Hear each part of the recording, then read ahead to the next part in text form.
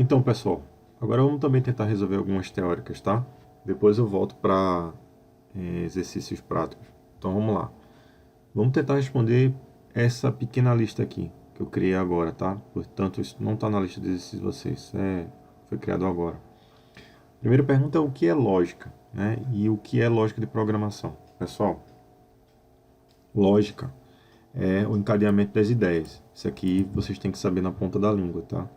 E a lógica de programação é o encadeamento de ideias voltados à programação, voltado a criar software, sistema, tá? Então não esqueçam isso aqui. O que é um algoritmo? É uma sequência finita de passos, né? Que obedece a uma lógica, beleza? Exemplifique. Aí você pode dar vários exemplos, como por exemplo, você sai de casa para ir para o trabalho, né? Você sai de casa, anda, vai para a parada, pega o ônibus, e a gente deu vários exemplos disso aqui já. O que é programa? Bom, pessoal, aqui a próxima questão até vai versar sobre isso, então não vou tocar no assunto, mas é diferente de algoritmo, tá?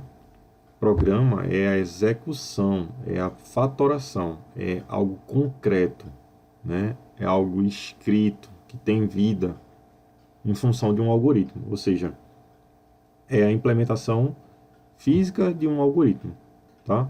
Portanto, a próxima pergunta que manda diferenciar o que é um programa de um algoritmo é justamente para que você evidencie, né, deixe mais claro que um algoritmo é uma estrutura genérica, é lógica, ela existe no mundo das ideias, embora você possa até escrever, mas aquela é só a escrita de uma ideia, e o programa é a fatoração dessa ideia, é a construção em função da gente fazer um sistema, enfim, um aplicativo, né? O que é C++? É uma linguagem de programação, né? Feita lá em 1984, se eu não estiver errado, né? Ela foi criada nessa data. Se eu errei a data, desculpa aí. Mas é na Bell Labs, né? E é uma evolução do C. Portanto, a próxima pergunta já fala do que seria a diferença entre C e C++. A primeira questão que a gente pode tocar é que C++ é uma evolução do C. Tanto é que usou-se o operador incremento, né,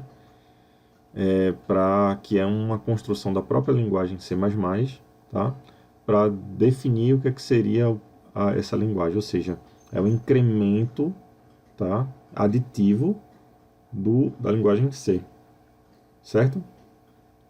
E, além disso, a principal diferença de fato é que o C++ é orientado a objetos e C não. C é estruturado, tá? Ele não é orientado, é estruturado. E como uma linguagem estruturada, normalmente ela versa no imperativo. Ela é utilizada para fazer programas imperativos. Quais são as 7 principais características do C++?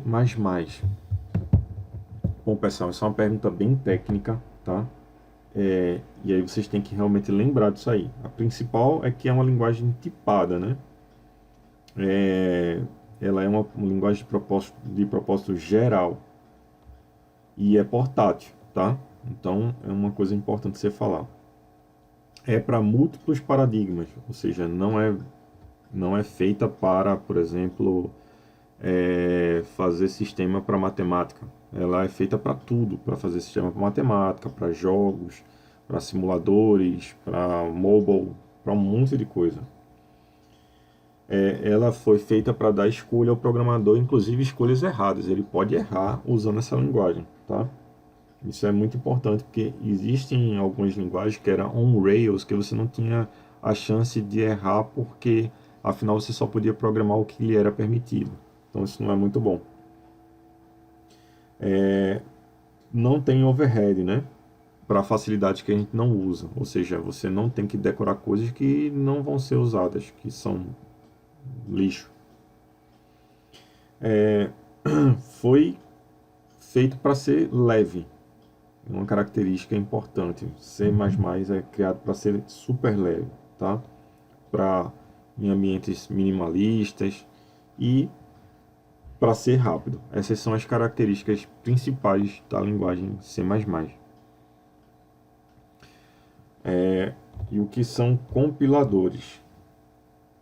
Bom, pessoal, eu acho que vocês lembram que eu falei em sala de aula do que é um compilador, né?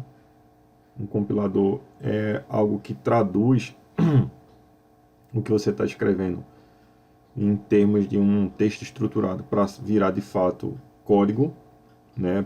Para virar de fato código binário e virar um programa. Então, esse é o intuito de você pegar um compilador que é um programa à parte, tá? Que ele pode estar embutido, inclusive, dentro de uma IDE, que já vamos falar de IDE, mas é um programa à parte que faz essa tradução, tá? E normalmente, agora já respondendo a 4.9, como um compilador genérico funciona, ele funciona lembrando das 3 etapas, né? Que ele tem um pré-processamento, a compilação propriamente dita e a ligação, né?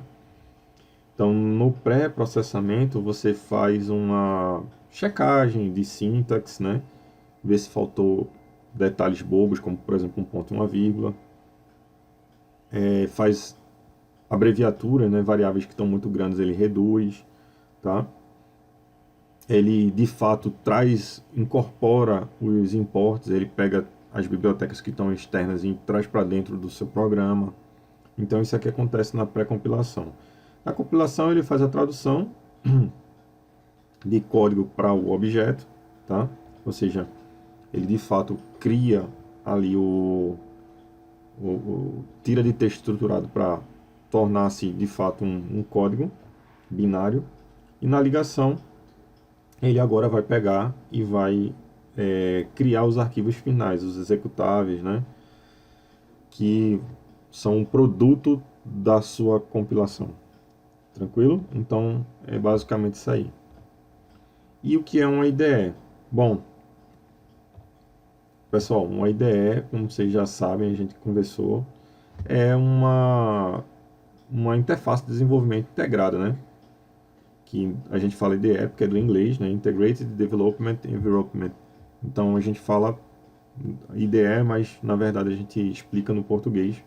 É uma interface de desenvolvimento integrado. É um software que a gente usa para codar. A gente codifica, a gente cria nosso texto estruturado na IDE. E a IDE normalmente ela tem algumas facilidades.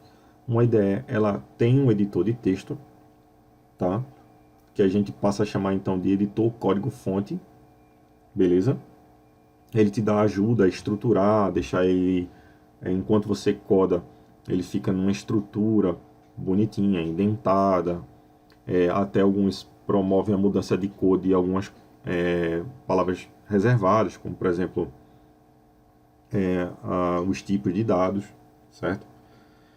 Ele também normalmente proporciona um compilador, ele tem ali dentro um compilador, ou tem um link para esse compilador, e também algumas possuem um debugger, tá? Que é uma ferramenta para ajudar a tirar erros, tá? Inclusive sendo até antes do pré-compilador. Ela funciona integrada com a própria editor de código-fonte, te dizendo onde é que estão os erros, entendeu? Pintando às vezes esses erros, até te dando dicas de como resolver, tá? Então é isso aí que é de fato que é uma IDE. E por aí vai. Pessoal, isso aqui é só uma degustação, mas eu poderia fazer perguntas do que é uma palavra reservada, e eu tenho certeza que vocês já sabem, porque a gente discutiu isso muito em sala de aula, né? Do que é um tipo de dado específico, por exemplo, string. O que é que seria uma string, né? Que é uma coleção de char, né? Então, isso tudo pode cair na prova também, tá? Então, vão lá. Eu só peguei, assim, os tópicos mais grosseiros de teoria e trouxe para cá. Mas eu poderia perguntar sobre tipo, sobre variáveis e por aí vai, né? Sobre estruturas de decisão, sobre os operadores, para que serve um operador mais. Por que eu escreveria esse operador mais antes ou depois da variável, né? Então, tudo isso aí faz parte, galera. Abraço, bons estudos.